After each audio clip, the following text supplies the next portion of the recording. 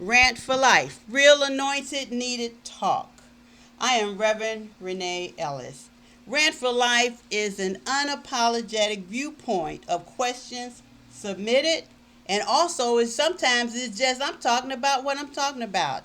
Real anointed and needed talk. I know it's been a while since I've been on here because I've been having some health issues. I'm feeling a little bit all right now, so I'm gonna try to get this little rant in while everything is status quo. Okay, if you don't mind, listen to me for just a little bit. All right. As I said, I'm Reverend Rene'e. I'm a preacher, teacher, author, poet, playwright, and inspirational coach. I am clergy. First and foremost, a child of God. All right. But today, I am talking about what I'm talking about. On Facebook, there has been so many posts about the politician. He's not a senator. He was vice president at one time. Y'all know who I'm talking about. I'm talking about Biden. And they're talking about the 1994 crime bill that he was part of passing when Bill Clinton was president. And I went back and I'm a researcher by heart. So when I see things constantly coming on and on, people talking about on there, I go and I research. So our podcast, let me go back. Let me digress a little bit, okay?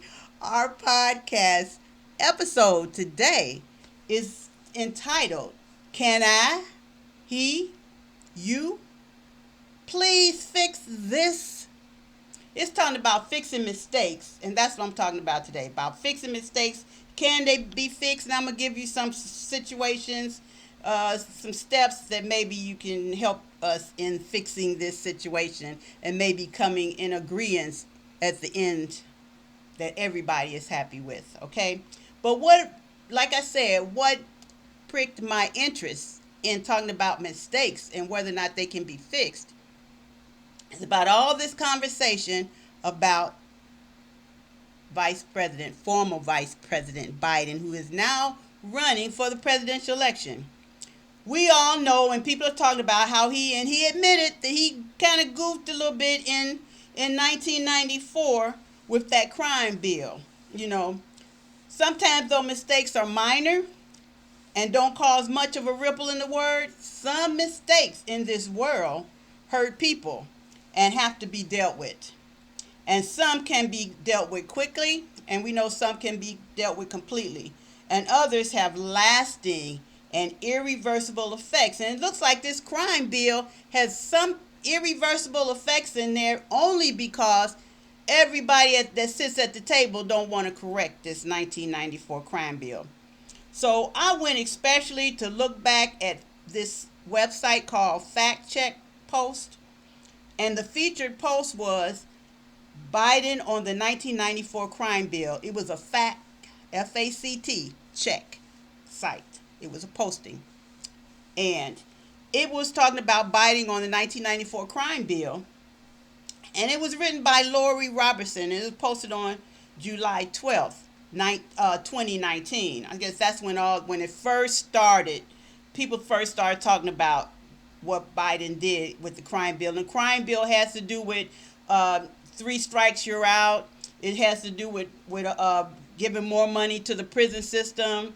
It's a lot in that bill. You need to go back and check it out so you can really be versed on it when you're up for debate about whether or not Biden should get a pass on this because he made a mistake. And I saw that he apologized, but we're going to talk about apologies so that you can make your own choice as to whether or not you think Biden or anybody else for that matter, or whether you should get a pass based upon how you deal with your own past mistakes. So here it is. The first thing that we need to do when we make mistakes, I'm going to use a we, okay, is we need to acknowledge the mistake directly. Don't add to the mistake already made by ignoring it, saying, oh, nobody's going to catch this, in hopes that it will go away. Whether you messed up in anything by ignoring it, it's going to become a fiasco. And it's not going to make it seem less important just because you don't want to acknowledge it. It's going to make you look like a jerk. You need to be direct, and you need to be honestly acknowledge that you messed up. We have to be honest. Honesty is always the best policy. We need to say specifically what we did and how much we regret it. And you need to do it honestly and sincerely. And I'm told he did that. I don't know. Some people might not accepted his sincerity, but it was stated that, and I saw that he had apologized. Okay, so the first thing is we as a people, we must acknowledge our mistake directly. Okay. Second thing that we need to do is to take responsibility. And people don't like to take responsibility for things. They like to say, oh, whatever, but we have to take responsibility. The ordinarily automatic response of most people is to jump into the self-defense mode when you brought up on something, some charges about something that you've done, and you thought nobody noticed or people might have forgotten. The first thing in first human nature is to jump into that self-defense mode, but don't do it, don't do it, don't do it. At no time is this response stronger than when we are forced to acknowledge our own shortcomings. Yes, when we have to acknowledge our own shortcomings, first thing we do is self-defense mode. But we need to resist that urge to find somewhere or someone to put the blame on. Well, I wouldn't have did it if they, or it wouldn't have happened, but I didn't have enough support, so I just went. No. Your mistake, you did it. Okay? So own it. Take responsibility for it. Resist the urge to find someone to put the blame on, or even to try to even justify your mistake. There are always extenuating circumstances. We can always find extenuating circumstances when we make mistakes. Okay? But it don't change the fact that we made a mistake. It does not change that fact. So we just own it. Just own it. Don't point fingers or use circumstances to make an excuse. Don't do it. So mistakes sounds like you are getting out of trouble by making mistakes, by making excuses. You think that you're gonna get out of trouble. Kids do that sometimes. They make excuses, to their parents, thinking that that's gonna get them out of trouble. Instead of dealing with the problem, deal with it, no matter how uncomfortable or no matter how intentional. Some situations and mistakes we made are unintentional. However, whatever the case may be, accept it. Own it. Then, after you've owned it, acknowledged it, and own it, we got to apologize, folks. We need to apologize. 2 words. There's a 2-word statement, and then there's a 3-word statement that we need to do. Okay? The 2 words most people don't like to use, and that's I'm sorry. Oh, goodness. Most people don't like to say I'm sorry, but it needs to be heard by the person or the people or the places or the situation that's bearing the brunt of that mistake. Whoever it's affecting, that mistake is affecting, they need to hear them 2 words, I'm sorry. And then you could go on to the other word, 3 words, and you probably can guess what that is. Please forgive me. That would be nice to say, ask for forgiveness too. It shows that you understand that person has a choice of whether or not to forgive you for your mistake. Okay? When you say please forgive me, you're acknowledging them or the people. Okay, that's affected by your mistake, okay, by asking them to forgive you. It acknowledges that you need forgiveness, and also is a humbling kind of thing too, because when you ask somebody to please forgive me, then that makes you're humbling because you're asking, okay?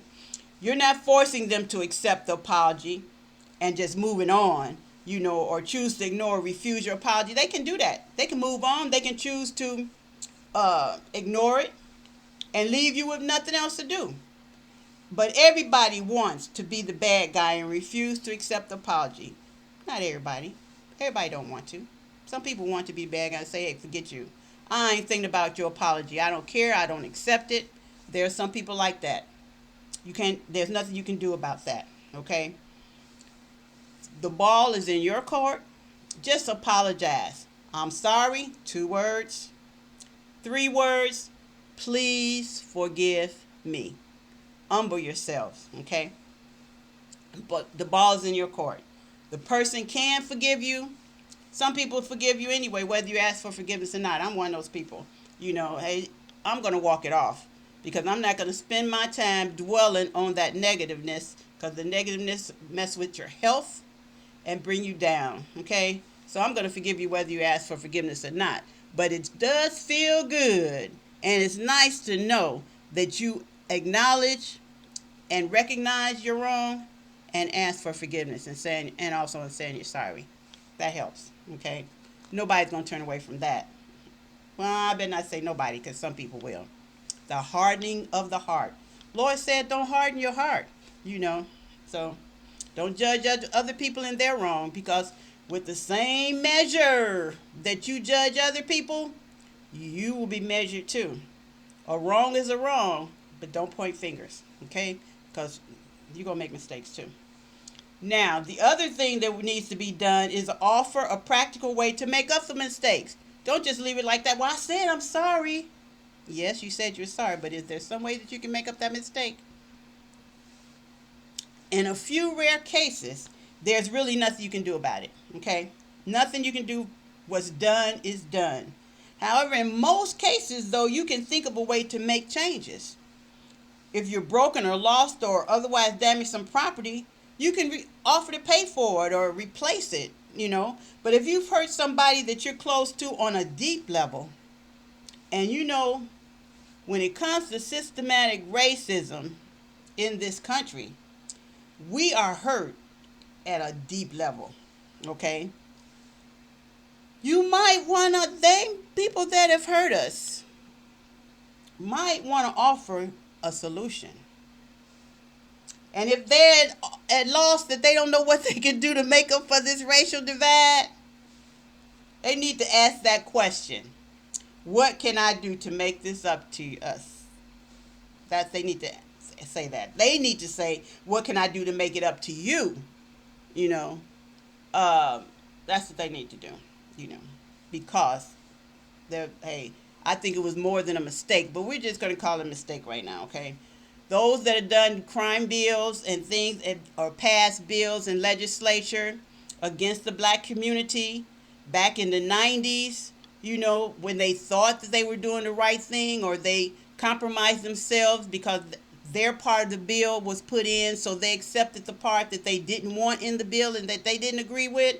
The whole bill is their responsibility, not just the little portion that they wanted in there.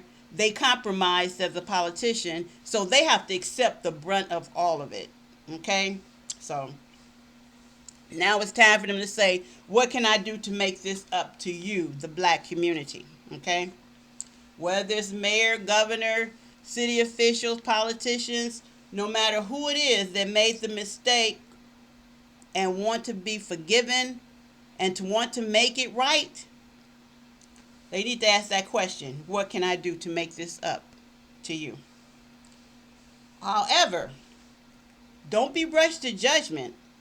You have to give the other person time to think and respond. Although as a black community, we've had over 200 years and decades to think how to respond. Because the deeper the hurt, the more difficult it is for a person to let go of it. It's been hard to let go. There's people that say, oh, get over it. Slavery was this long ago. Just get over it. You can't get over it because there's always something, whether it's daily, monthly, no matter what. As a black person living in the United States, or I've heard even abroad in some places, you have to live in that space, okay? Somewhere along the lines, you're going to be living in that space, so they will remind you of the times of slavery because you're going to feel like that they're still standing on our necks, okay? In some way, shape, or form, it's going to come up, So, we can't get over it. The response to get over it doesn't exist in the black community. People need time to think and to process and to let go of hurt feelings and offenses. So when you've hurt someone, you have to make your direct acknowledgement and take responsibility. You apologize and offer a way to make amends. Then step back and say something like, I'll give you time to think it over. Well, we've had time to think it over. We have had time to think it over as a black community.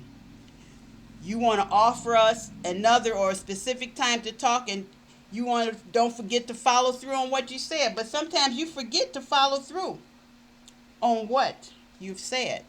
We haven't forgotten. That's why we're back at the table, because we have not forgotten. And this generation now is not going to wait another decade for change to come. So what has to be done in the next step, no matter what your mistake is or what the situation is, you have to listen and then respond. During both the initial conversation and when you follow up, you have to take the time to let the other person talk.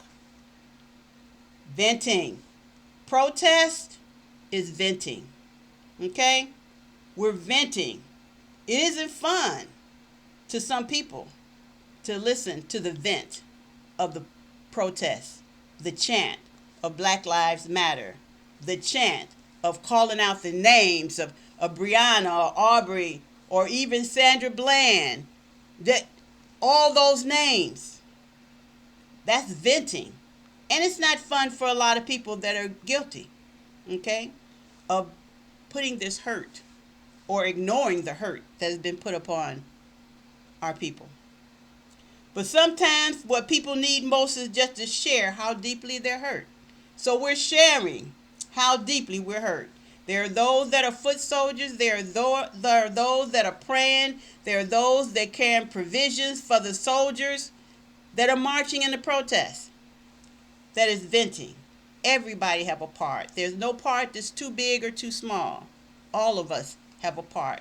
And whatever it is your purpose is in this showing of hurt, in this protest, you too are special, whatever your part is, because prayer is necessary. Your physical health might not allow you to be out there as a foot soldier, but you can pray.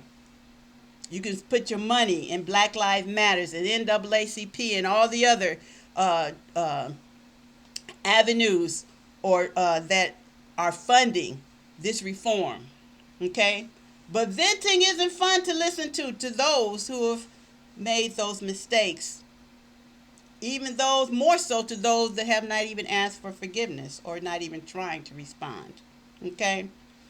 But the repercussions of mistakes have been made. But it helps people when they vent to sort through the feelings and get to the bottom line, which is where we need to be, both to get in order to fix this mistake. We're going to call it a mistake, okay? It's an error in a lot of people's judgment. It's an error in thinking.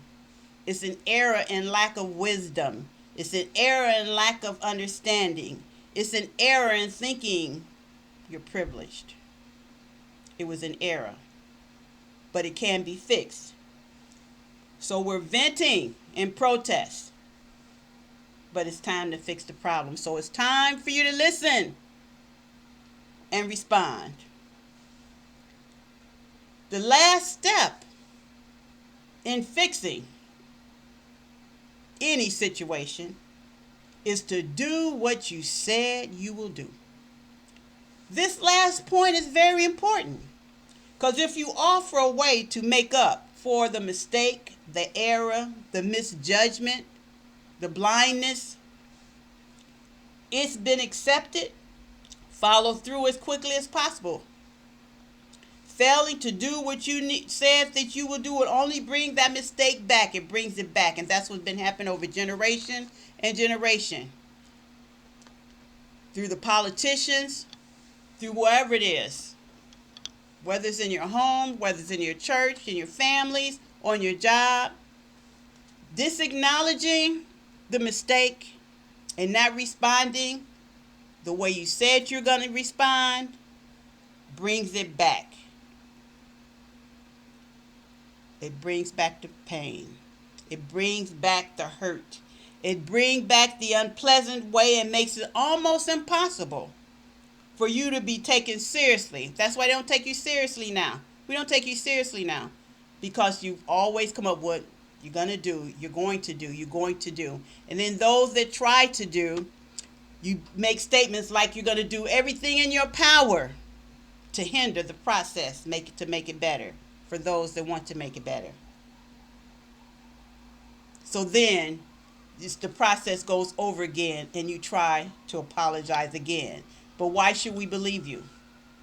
It's now time to put what you said into practice.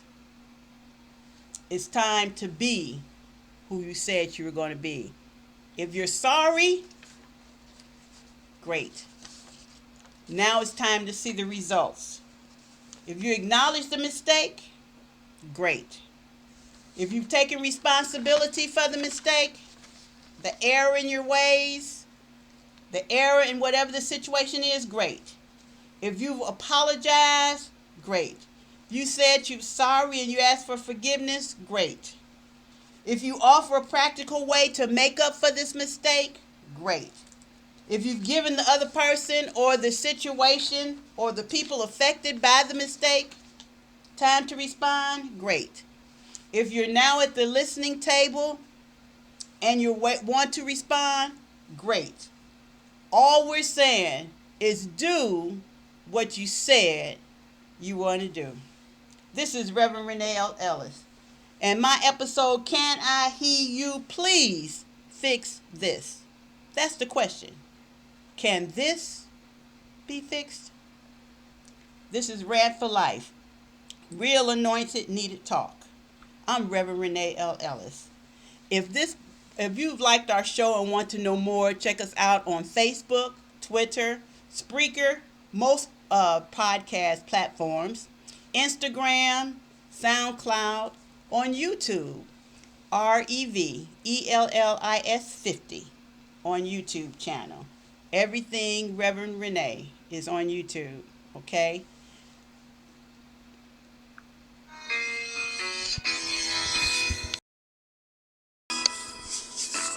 Yes.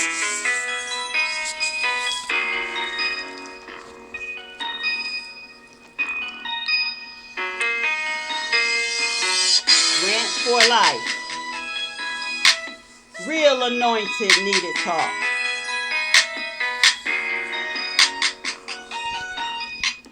R.A.N.T for Life, Real Anointed Needed Talk. Our sponsors for today is Gold Apple Cider Vinegar Gummies. The website for our sponsor, Gold Apple Cider Vinegar Gummies, is go.goli.com/RENEELLELLIS. And also, please subscribe to our YouTube channel, comment, and like if you like. We welcome you. Real Anointed Needed Talk. I'm Reverend Rene'e Ellis. I'll talk to you later.